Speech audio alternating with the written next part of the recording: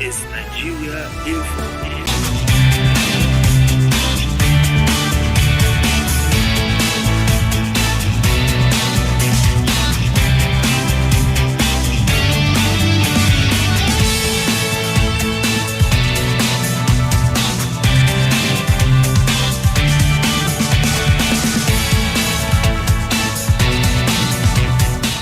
Top of the morning to you. You're welcome to Sports Drive on your number one Let's Talk station at the 5.1 Nigeria Info. My name is Prince Hugh, but I'm not alone this morning. Also, Benga is right here. Good morning, Benga. Pleasant morning to you, Prince Will, and to everyone listening in. Dayo Upamecano. How did you get red carded in 2 straight matches? One in the Champions League, one in the Bundesliga. In fact, in the Bundesliga, he didn't start. He came from the bench, and then he got red carded. I still keep asking this question. Is Matthijs de Ligt injured? I keep asking the question. What's the relationship between Thomas Tuchel, the coach of Bayern Munich, and Matthijs de Ligt? I mean, first of all, I think Mazraoui got injured very early. Yeah. In 33rd minute. Then he came in. Yeah, Upamecano replaced him. He came in, and it was not up to 5 minutes he came in. He got the first yellow card for tripping. Now, the second yellow card was an elbow to the face that led to the penalty that Bochum scored for their 3rd goal. And I keep asking, this guy has a lot of errors in him, and he keeps starting alongside Kim. Where is Matthijs de Ligt? When this guy made all his, talking about Tuchel now, when he made his substitution, I think he brought in Dyer from Tottenham later in the game. And I'm like, the changes you are making aren't even resolving the issues on ground. And that's the story of Bayern Munich. Now they've lost 3 straight games. Yeah. In all competitions, 4 in the Bundesliga. Let's not forget that they are out of the cup competition, talking about the DFB Pokal.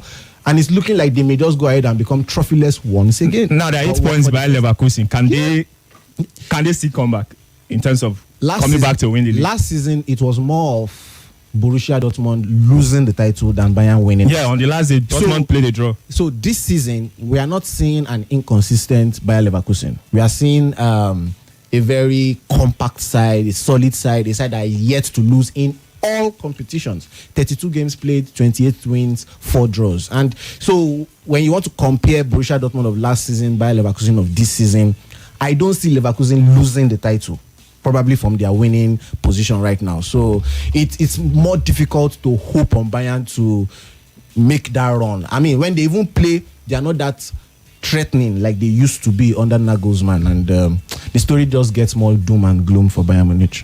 Well, guys, yesterday Manchester United defeated Luton Town 2-1, and currently they're in 6th position on the log. They have 44 points, and Tottenham are in 5th position with 47 points. Aston Villa in 4th position with 49 points. Liverpool top with 57 points. Arsenal 2nd with 55 points, and Man City 3rd with 53 points. And then for a former Manchester United player, Guy Neville, he feels Manchester United can qualify for the Champions League. According to Guy Neville, he says they can do it definitely. They can go 3 points behind Tottenham, which they did. He says Tottenham play Villa in a couple of weeks. I know Manchester United will play Manchester City. United need to defeat Fulham. They can't make any mistake in that game. There's still a long way to go for United. There's still a lot of work to do. They're traveling from Manchester this morning, looking about the league table, thinking about what Manchester United have got coming forward. And in fact, they've got a lot of the players fit. There's a lot more optimism about whether United can finish into the Champions League. If I was looking at it today, I'll probably say yes. They'll sneak into that 5th, 4th place. They've got to be consistent and haven't been that over this season. But just the last few weeks, their signs is starting to happen a little bit. Now, Benga, they are 3 points behind Tottenham, who are in 5th. They are 5 points behind Villa, who are in 4th. They can make European places, but Champions League would depend. Not so sure. Champions League would depend on the form of Aston Villa. If Aston Villa regain their form that they used to have at the start of the season and continue to be consistent, not lose shambolically, they will retain that 4th position, because Manchester City, or let me just say Liverpool, Man City, or Liverpool, Arsenal, Man City, in no particular order, already occupy the top 3. Then it is between Aston Villa, Tottenham, and Man U. Tottenham these days blowing hot or cold. Aston Villa also hot or cold. Man U, I mean, we all know the story. So if Man U are going to get into the European places, it will be down to what Tottenham and Aston Villa do. Should they get to the Champions League spaces, it's what is depending on Aston Villa. I don't see either of Arsenal or Man City dropping out of that top 3. All right, guys, let's get your thoughts. If you think like I never that Manchester United can qualify for the Champions League, the WhatsApp number is 08099930137. 08099930137. I'm talking golf. Japan's Hideki Matsuyama won the Genesis Invitational after an incredible fight back in the final round. His 9 under 62 to secure victory was one shot shy of the course record at the Riviera Country Club. The 2021 Masters Open started the day 6 shots behind leader Patrick Cantley, but finished 17 under par to claim his 9th PGA Tour title. Cantley finished in 4th behind Zalatoris and Luke List. The American trio were stunned by Matsuyama, who started the day with 3 birdies and added 6 more in the back 9 to all but secure his victory. 07009510000. That's the phone number you can call. And in Formula One has urged Red Bull to resolve the controversy surrounding Christian Horner as soon as possible. Horner, who is Red Bull's team principal, is facing allegations of inappropriate and controlling behavior towards a female colleague. Horner, who has led the team since 2005, has denied the allegations.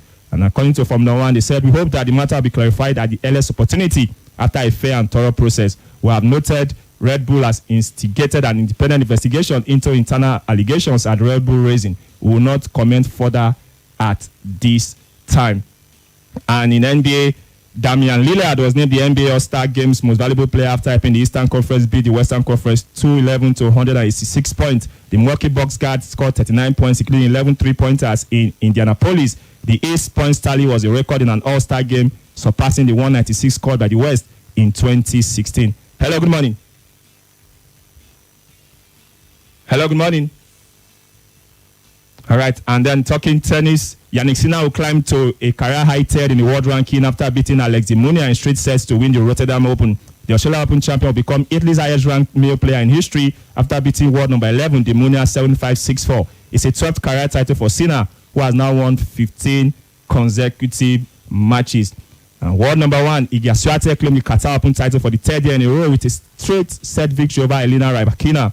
Poland's Swiatek trailed by a double break in the first set, but regrouped to beat Kazakhstan Rybakina 7-6, 6-2 in Doha. Swiatek lost at 3 matches against Rybakina in 2023.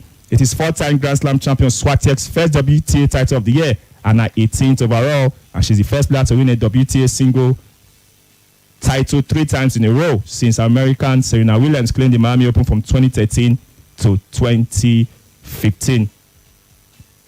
And in athletics, Ray Somerite considered Ekanem disappointed athletic fans who came to watch him run at the Athletics Federation of Nigeria African Games National Trials in Asaba, as he was ejected from men's 100-meter final because of false start. In his absence, Israel Okon Sunday won the race in 10.20 seconds, beating Fakorede Adekalu, who ran 10.26 seconds, and Enoch Adogoke, who posted 10.30 seconds. In the women's race, Olayinka Olajide, running in lane 3, completely coasted home after breaking away from the pack.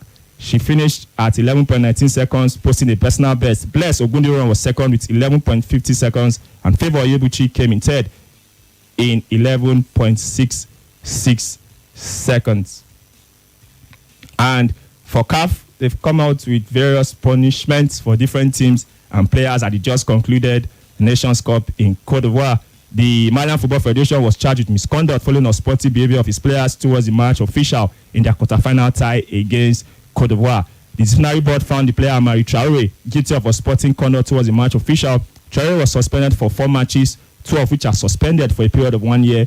The Mali Football Federation was also fined $10,000. The Ivorian Football Federation was also charged with team's misconduct and are fined $5,000. And then for Senegal player Crepin Diatta, following their loss to Cote d'Ivoire in the round of 16, he was charged with bringing CAF into disrepute following comments made after the match between Senegal and Cote d'Ivoire played on the 29th of February 2024. The disciplinary board found the player Crepin Diatta guilty. Diatta was suspended for 4 matches, 2 of which are suspended for a period of 1 year. He was also fined $10,000. The Senegalese Football Federation was also charged with team's misconduct and fined $5,000. So Benga, fallout from the Nations Cup, punishments for teams and players. Yeah, I think before Mali, we had one for Senegal. We even had one for Unsue and his team. So, yeah, one thing I liked so much about CAF or about the AFCON, the 34th edition, is the fact that we were intentional about our decision-making, about officiating, which is why the VAR use in AFCON was wildly celebrated, even by foreigners, right? The referees themselves had a good game. The Senegal versus Ivory Coast game, I think there were a lot of shambolic decisions, and immediately CAF stood their ground and suspended the officials, including the VAR officials in that particular game. So I'm particularly happy with what I saw in the AFCON regarding officiating, regarding administration. Hopefully it trickles down to domestic leagues, because that is exactly where we want to see it. That's especially the NPFL, for example. Once we are seeing this kind of acute officiating, probably our referees will start making it to continental games or even global games.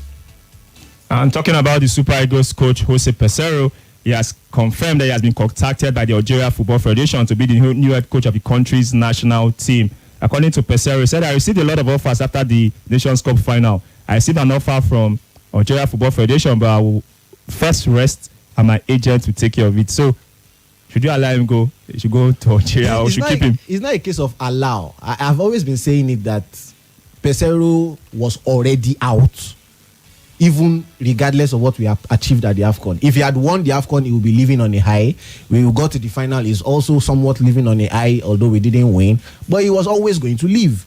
I don't get this conversation of should he stay, should he go. You're saying he was always going to leave. What if the NFF decide to keep him? No. Or like the NFF member said, is the minister that will determine whether he stays or goes. All those things are karamo, like the Yorubas will say. The point is, it was always clear that the end of the AFCON was his end of his tenure. In fact, the contract that saw him take us to the AFCON was an extended one. His contract had already expired in June. I mean, Algeria are offering him, from what I heard, Algeria are offering him $90K, which is an increase from the $50K he's currently earning as a Nigerian coach. He was once earning, was it 60 or 70K? They owed him for several months, reduced it to 50K. Now there's another country that is promising him 90K, and I'm not sure that country owes salary, because their former coach, Jamel Belmadi, was one of the highest paid coach in Africa. So he's probably going to somewhere that would probably increase his pockets and add to his CV. He was always leaving. I don't think there's any conversation of keep or stay. He is definitely leaving. What Nigeria should do now is find a contingency plan towards our World Cup qualifiers coming soon. And then for Kenneth Omero has revealed that determination and camaraderie played a key role in the Super Eagles' successful outing at 2023 Nations Cup. Omero insisted that the players believed they could win the title going into the competition, and also singled out goalkeeper Stanley Nwabali for his exceptional display in Cote d'Ivoire. According to Omero, he said, I'm especially proud of Stanley Nwabali. How he was able to come into the team and show his qualities. The team believes in itself, and I know it can perform better. And knows it can perform better. I hope that we would win gold at the 2023 AFCON. Nonetheless, our eyes are on AFCON 2025. I'm still talking about Nwabali, the governor of Rivers State, that's the state of Nwabali. Similaya Fubara gave him 20 million naira and also bestowed the state honor on him, the Secret Service Star of Rivers State. Yeah, well, I don't think it's this morning I would express my, will I say, reservations about most of these honors, because I'm not saying they don't deserve the appreciation, but sometimes some of these things are far-fetched. I mean, member of the Order of the Niger, state honor, chieftaincy title. There are people who do more in other sectors of the country and are hardly recognized.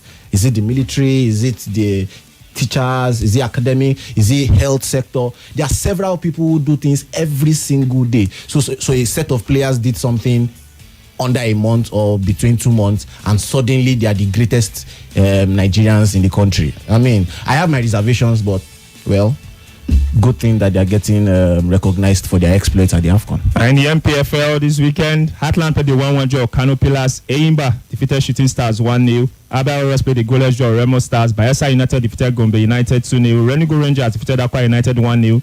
Plateau United defeated Lobby Stars 2-1. Rivers United defeated Doma United 3-2. Sporting Lagos defeated Benel Insurance 1-0. Sunshine Stars played the 1-1 draw of Kwara United. Katsina United defeated Niger Tornadoes 1-0. Former South African international Dr. Kumalo says he's confident Bafana of South Africa will overcome the Super Eagles in the 2026 World Cup qualifiers in June. Kumalo stated that South Africa's performance at the just concluded 2023 Nations Cup gives the team a big hope in their quest to qualifying for the World Cup. For them to qualify, let's not dismantle it. It's not yet broken. So let's give Hugo Bruce, the coach, support. Herman and the background staff and the boys, let's allow them to continue the way they did in Ivory Coast. I would like to believe that Nigeria is in our group. But from what I've seen in Ivory Coast, I can bet all my money that South Africa can overcome that obstacle. So this is consistency, or let me say continuity with the Bafana. Guess what? The Super Eagles are still yet to know if their coach is staying or leaving. And literally, we don't have a coach because his contract has expired. So 1+1, who is supposed to win when we meet South Africa? Well, answer the question yourself. And Nico Payne, she has left Paris Saint-Germain in France to join Portland Thorns in the American League on a season-long loan deal. Well, guys, this is how we bring Sports Drive to a close this morning. The show makes a return tomorrow morning by 9:05 a.m. Do join us then. And later this evening by 7 p.m., it will be time for Football Frenzy. Up next is What's Happening in Abuja. Leave your dial locked on your number one Let's Talk station, 95.1 Nigeria Info.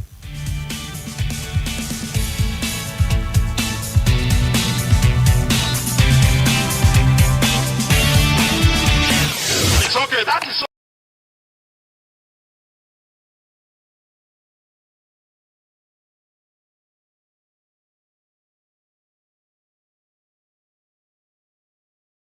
This is Nigeria Info.